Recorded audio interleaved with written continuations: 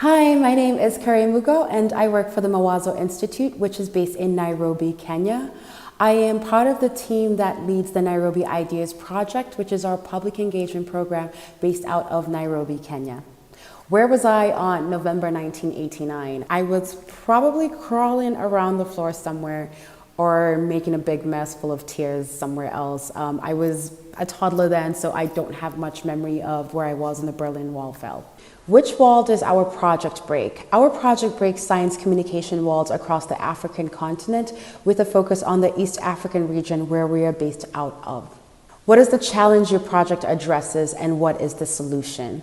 So the challenge that our project addresses is a lack of public engagement with science across the African continent, which means that policymakers, civic leaders, ordinary people like myself and other people in the public are not able to use what is vital and relevant research in making decisions either in their personal lives or I guess across the community level and across the national level. So our solution is to find interesting and innovative ways to make sure that this research that has been produced in African institutions of higher education makes its way out into the public. That means holding all types of events that are interesting and informal and that encourage people to start thinking of science as cool. That includes using multimedia tools such as podcasting and digest. The other problem that we are facing is that there is a dire lack of female experts when we look across the globe. When we look at dominant voices across many issues and many sectors, we tend to see only men. And so what Mawazo Institute and the Nairobi Ideas Project tries to do is elevate the voices of women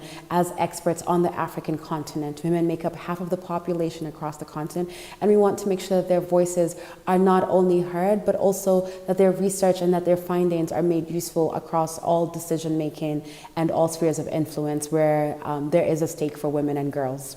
So the question is to please introduce your science engagement project or initiative in one sentence.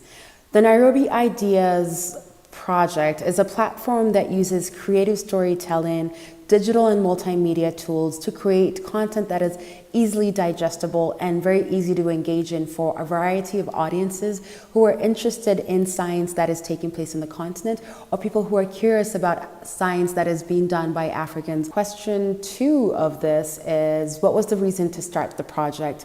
The reason we started the Nairobi Ideas platform is because we felt that there was a lack of interesting ways for people to find science here. A lot of what we were seeing is very traditional. It was exhibition booths, it was science fairs, and we felt that science was cool and we needed to basically rebrand what science looked like. That means including more women in our science, and that also means talking about science in different ways. So taking it out of the serious space and putting it in spaces that people feel they can walk into and not feel intimidated. What surprised you the most about the project? What surprised us the most has been the reaction to our project. We go to, popular bars and host events where we invite former permanent secretaries to come talk to us about, the things they're passionate about. People who work at the UN on sustainable development, the very senior level. We invite comedians who are physicists. And I think every single time we do one of these events or host a podcast episode that features a really interesting researcher who is working on conservation in Laikipia, which is something that many people care about, the reaction we get from our audience is probably the best part and the most surprising part of this whole entire process. Which questions remain unanswered? I think one of the big questions that we have, the Nairobi Ideas platform, is how do we expand it outside of Nairobi?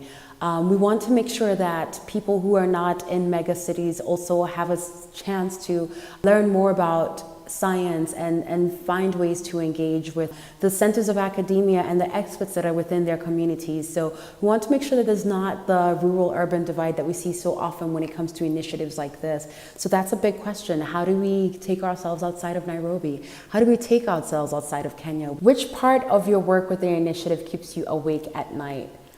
Right now, like many people who are going through this COVID moment, this pandemic, I think what keeps me up at night is how we can sustain what is very much a project that relies on equal parts in-person activities and digital tools. How do we maintain the essence of in-person activities when we're not able to be in person? How do we encourage the same level of engagement that we see at documentaries that we host? How do we encourage experts to want to come to share with us, and how do we encourage people to want to show up at our platforms in this moment? I think that's what keeps me up at night right now. I actually love this question. What did you want to be as a child growing up, and did you become that thing?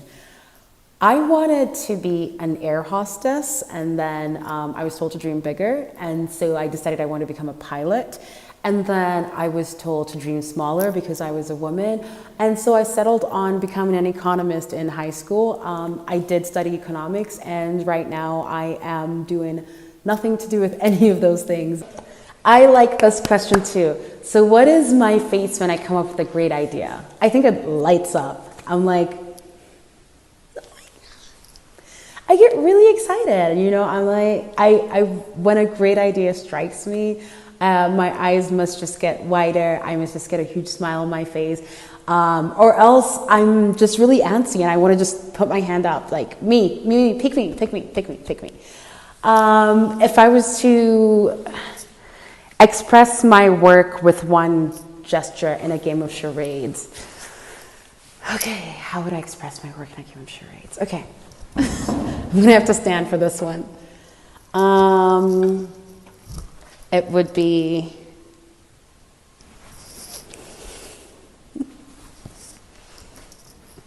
multitudinous, like just so much. It's so much. I think that's it. Thank you for giving me the time to make this video.